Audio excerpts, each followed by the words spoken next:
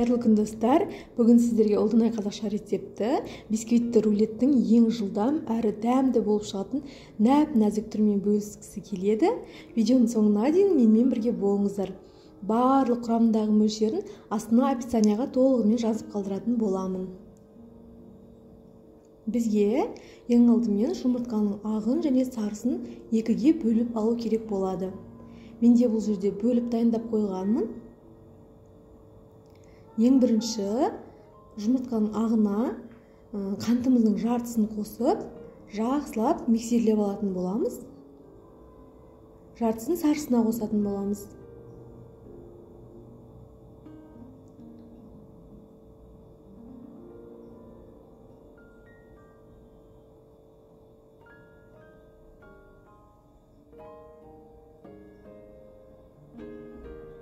Міне осылай әппақ боп ағарғанша және есе ұлғайғанша миксерлеп алдық.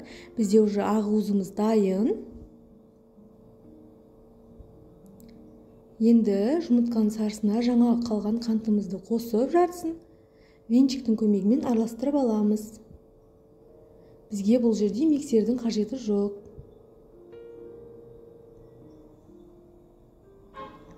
Дайын болған ақ-уызымызға сарысын қосып араластырып аламыз. Және алдын ала ұнымызға қопсытқыш қосып дайындап қоямыз. Енді ұнымызды қосатын боламыз. Қосып араластырып алып,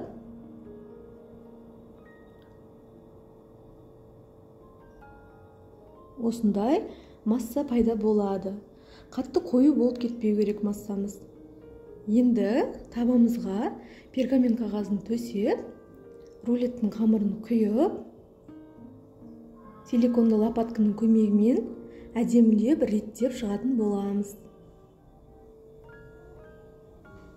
Және 180 градуста 10 минутта пісіріп аламыз. Бисквитті рулетіміз піскенше қаймақты крем дайындайтын боламыз. Бізге ол үшін 20% қаймақ және қант ұнтағы қажет болады.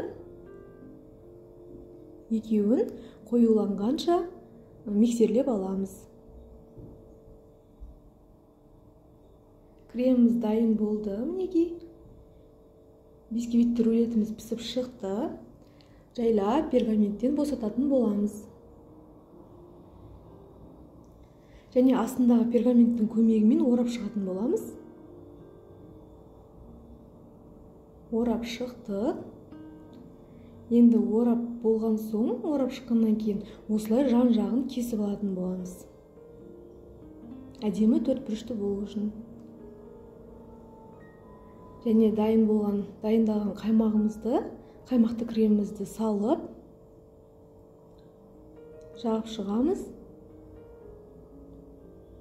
Және мен малина қостым. Сіздер өздеріңіздің қалаған жидектеріңізді немесе варенье джем қоссаңыздар болады. Маған өзіме малина ұнағандықтан мен малина қостым.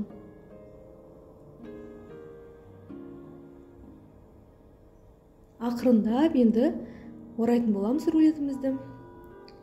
Бетіне мен крем жағып шықтым қайтадан, және үстіне малина қойып сәндеп шықтым. Сіздер өздеріңіздің қалауларыңыз бойынша сәндесеңіздер болады. Қыздар, жасап көріңіздер, өте дәмді болып шығады. Және де маған лайк басып, комментария жазып, тіркелуді ұмытпаңыздар. Рахмет, сау болыңыздар.